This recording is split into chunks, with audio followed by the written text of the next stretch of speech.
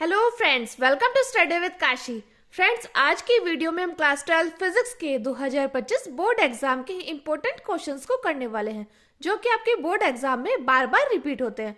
तो चलिए फ्रेंड्स, हम वीडियो को स्टार्ट करते हैं। देखिए, हमारा पहला क्वेश्चन है, बायो-सैवर्ट नियम के आधार पर किसी धारावाही चालक से उत्पन्न चुंबकीय क्षेत्र का परिकलन करो। ये फ्रेंड्स मोस्ट इंपोर्टेंट क्वेश्चन है, आपसे कभी 3 नंबर या 5 नंबर में पूछ लिया जाता है। तो चलिए हम अपने क्वेश्चन को सॉल्व करते हैं। देखिए, यहां पर देखिए बायो-सैवर्ट का नियम हम यहाँ पे लिखते हैं, किसी धारावाही चालक ए बी के एक अल्पांश डेल्टा एल के द्वारा किसी बिंदु पी पर चुंबकीय क्षेत्र डेल्टा बी निम्न बातों पर निर्भर करता है। पहले हम क्या करेंगे, पहले हम ये डायग्राम बनाएंगे। देखिए यहाँ क्या हो रहा है, यहाँ पे धारा जा रही है और यहाँ पे धारा जा रही है। और देखिए ये क्या है हमारा, ये हमारा चुंबकीय क्षेत्र यानी बी, और ये धारावाही चालक क्या है हमारी ए बी, ये हमारी धारावाही चालक है, जिसमें कि अल्पांश क्या है डेल्टा एल। डेल्टा एल क्या है, एक अल्पांश है के द्वारा किसी बिंदु पी पर चुंबकीय क्षेत्र बी, ये हमारा चुंबकीय क्षेत्र बी निम्न बातों पर निर्भर करता है। तो हम लिखते हैं, फर्स्ट है हमारा चुंबकीय क्षेत्र बी डेल्टा बी चालक में प्रवाहित वैद्युत धारा I के अनुक्रमानुपाती होता है। तो क्या होता है, चुंबकीय क्षेत्र डेल्टा बी चालक में प्रवाहित वैद्युत धारा I के अनुक्रमानुपाती होता है, यानी कि डेल्टा बी अनुक्रमानुपाती किसके है, I के।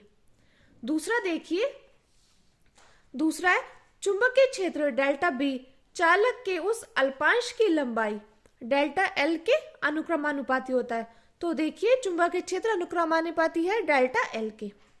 अब हम अगला देखते हैं, अगला यहाँ पे देखते हैं चुंबकीय क्षेत्र डेल्टा बी अल्पांश की लंबाई तथा अल्पांश को उस बिंदु P से मिलाने वाली रेखा के बीच बनने वाले कोण थीटा की ज्या यानी कि साइन के अनुक्रमानुपाती होता है। तो डेल्टा बी अनुक्रमानुपाती है साइन थीटा के। अगला हम देखते हैं, अगला है चुंबकीय क्षेत्र डेल्टा बी बिंदु P की अल्पांश से दूरी R के वर्ग के व्युत्क्रमानुपाती होता है।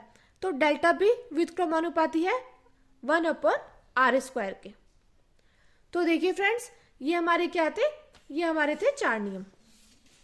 आप फिर से देख लो, पहले हमें ये डायग्राम पता होना चाहिए, उसके बाद हम ये सिर्फ हमें इन बातों का पता होना चाहिए, बायो-सैवर्ट का नियम कि किसी धारावाही चालक ए बी के एक अल्पांश डेल्टा एल के द्वारा किसी बिंदु P पर चुंबकीय क्षेत्र डेल्टा बी निम्न बातों पर निर्भर करता है। और देखिए, अगर हमें ये डायग्राम मालूम हो ना, तो हम ये बातें तो खुद ही लिख सकते हैं कि चुंबकीय क्षेत्र डेल्टा बी चालक में प्रवाहित वैद्युत धारा के अनुक्रमानुपाती होता है, और अल्पांश की लंबाई के क्या होता है, व्युत्क्रम अनुक्रमानुपाती होता है। और क्या, और देखिए और क्या है, और है हमारा चुंबकीय क्षेत्र डेल्टा बी अल्पांश की लंबाई तथा अल्पांश को उस बिंदु P से मिलाने वाली रेखा के बीच बनने वाले कोण थीटा की ज्या यानी कि साइन के अनुक्रमानुपाती होता है। तो डेल्टा बी अनुक्रमानुपाती है साइन थीटा के। अगला देखिए, चुंबकीय क्षेत्र डेल्टा बी बिंदु P के अल्पांश से दूरी R के वर्ग के व्युत्क्रमानुपाती होता है। तो डेल्टा बी व्युत्क्रमानुपाती है r² के। अब हम लोग क्या करेंगे, अब हम लोग इन चारों को क्या कर देंगे, इन चारों नियम को मिला देंगे। अगर हमने मिलाया डेल्टा बी व्युत्क्रमानुपाती I delta L sine theta by r²। अब देखिए, अब हम क्या करेंगे, अब हम लिखेंगे इस संबंध को बायो-सैवर्ट नियम कहते हैं। क्या कहते हैं इस संबंध को, इस संबंध को बायो-सैवर्ट नियम कहते हैं।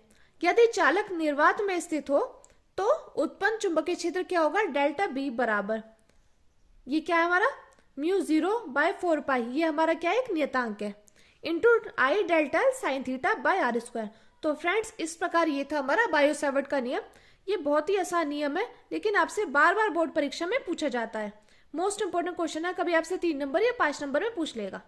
अब हम अपने अगले क्वेश्चन को देखते हैं, जो कि है, देखिए अब अगले क्वेश्चन को देखते हैं। अगला क्वेश्चन है हमारा सेकंड, दिखाइए कि निर्वात में प्रकाश की चाल C बराबर 1/√μ0ε0 होती है। तो फ्रेंड्स, ये क्वेश्चन भी आपका मोस्ट इंपोर्टेंट है, बार बार बोर्ड परीक्षा में रिपीट होता है कि दिखाइए कि निर्वात में प्रकाश की चाल C बराबर 1 root mu zero epsilon not होती है। या ये क्वेश्चन घुमा फिरा कर आपसे ऐसे पूछ लिया जाएगा कि चुंबकशीलता म्यू जीरो तथा वैद्युशीलता एप्सिलॉन नॉट में संबंध स्थापित करो। तो फ्रेंड्स ये आपका मोस्ट इंपॉर्टेंट क्वेश्चन है, इस पे मैं स्टार लगा देती हूँ। तो देखिए ये हम कैसे करेंगे। अब हमें क्या करना है, हमें म्यू जीरो और एप्सिलॉन नॉट में क्या करना है, संबंध करना है। यहां देखिए हम ऐसे कर देते हैं। देखिए अब हमें क्या करना है, हमें म्यू जीरो, हम यहां पे लिखते हैं म्यू जीरो तथा एप्सिलॉन नॉट में संबंध, हमने ये लिखा। अब उसके बाद देखिए, उसके बाद हमें क्या मालूम है, हमें म्यू जीरो का मान पता है। तो हम यहां पे लिखेंगे म्यू जीरो बराबर 4 पाई गुणा 10⁻⁻7 न्यूटन प्रति एम्पेयर स्क्वायर। ये हमारा म्यू जीरो का मान, एम्पेयर स्क्वायर। ये क्या था, यह है हमारा म्यू जीरो का मान। अब देखिए, अब हम जानते हैं, यहां पे हम लिखेंगे तथा, अब देखिए हम जानते हैं 1/4 पाई एप्सिलॉन नॉट, ये हमारा नियतांक है। तो इसका मान कितना होता है, इसका मान होता है 9 into 10⁹ newton into metre square प्रति कूलम स्क्वायर। देखिए फ्रेंड्स, आपको इतना समझ आया। हमने सिर्फ यहाँ पे लिखा है म्यू तथा म्यू एप्सिलॉन नॉट में संबंध। अब हमने यहाँ पे म्यू जीरो का मान लिख दिया 4 पाई इंटू 10⁻⁻7 न्यूटन प्रति एम्पेयर स्क्वायर। उसके बाद हमने क्या किया, 1/4 पाई एप्सिलॉन नॉट का हमें मान पता है 9 into 10⁹ newton into metre square प्रति कूलम स्क्वायर। अब हम इसके आगे करेंगे। देखिए हमें इसका मान पता है ना, तो हम यहाँ से क्या करेंगे, हम यहाँ से ये एप्सिलॉन नॉट क्या इसका मान निकालेंगे। तो देखिए एप्सिलॉन नॉट बराबर 1/4 pi into 9 into 10⁹ coulomb square. यहाँ पे देखिए ये एप्सिलॉन नॉट तो यहाँ चला गया और इसका मान यहाँ पे आ गया। इसी प्रकार ये जो हमारे मात्रक है ये परिवर्तित हो गए हैं। तो कूलम स्क्वायर प्रति न्यूटन इंटू मीटर स्क्वायर। इतना समझ आया। अब हम क्या करेंगे, हम कर देंगे mu zero into epsilon not, हम इनकी गुणा कर देंगे। तो देखिए हम जानते हैं म्यू जीरो का मान कितना है, 4 पाई इंटू 10⁻⁻7। और देखिए हमारा देखिए इसका मान क्या है, 4 पाई 9 इंटू 10⁹9। इतना समझ आया आपको। अब देखते हैं, अब देखिए 4 पाई से 4 पाई कैंसिल, और देखिए क्या बचा यहाँ पे बचा 10⁻⁻7 9 इंटू 10⁻9। अब आप देख पा रहे होंगे यहाँ पे 10⁻⁻7 है, तो ये नीचे की तरफ आएगी, तो ये क्या हो जाएगा, ये प्लस में चेंज हो जाएगा। तो हम यहाँ पे इसको प्लस में कर देंगे, 9 इंटू 10⁻9 गुणा 10⁻7। अब फ्रेंड्स हम जानते हैं कि गुणा में क्या होता है, गुणा में हमारी घातें क्या होती है, जुड़ती है। तो हम यहाँ पे कर देंगे 9 इंटू 10⁻9 प्लस 7। तो कितना आ जाएगा, यह आ जाएगा हमारा 1/9 इंटू 10⁻16। ये इतना आ गया। अब हम क्या करेंगे, देखिए अब हम जानते हैं, ये देखिए 3 इंटू 10⁸, हम इसका होल स्क्वायर कर देंगे। ये हमने क्यों किया, क्योंकि हम जानते हैं कि हमारी प्रकाश की चाल क्या होती है, 3 इंटू 10⁸ मीटर पर सेकेंड। तो ये किसके बराबर हो गया, ये बराबर हो गया हमारा 1/c² के। इतना समझ आया। हम यहाँ पे लिखेंगे c क्या है, ये हमारा प्रकाश का वेग। तो इस प्रकार हमारा मान क्या आ गया, यहाँ पे देखिए इस प्रकार हमारा म्यू जीरो एप्सिलॉन नॉट का मान आ गया 1/c²। अब क्वेश्चन में हमें क्या दिया गया था कि हमें यहाँ पे c का मान निकालना है। तो हम क्या करेंगे, ये यहाँ पे चला जाएगा c², ये आ जाएगा 1 म्यू जीरो एप्सिलॉन नॉट।